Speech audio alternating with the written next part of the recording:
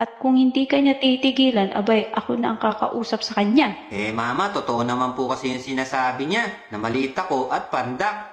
Naku nak, huwag kang maniniwala sa kanya. Hindi totoo yun. Totoo naman po talaga yun. Tignan nyo, ang tangkad-tangkad nyo. Saka mukhang wala na yata talaga akong pag-asa tumangkad kagaya nyo. Nako, may iba pang paraan para tumangkad ka. Talaga po? Oo, Teka. Ano po bang gagawin ko, Mama, para tumangkad ako kagaya nyo? ang gawin mo kasi ay ganito. Una, kailangan mo kumain ng maraming gulay. Kasi napaka-importante yan sa mga bata.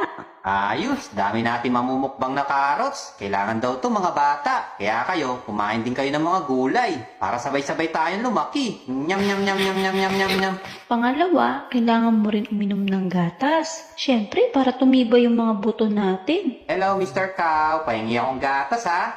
Uy, nilagay na yung pet niya.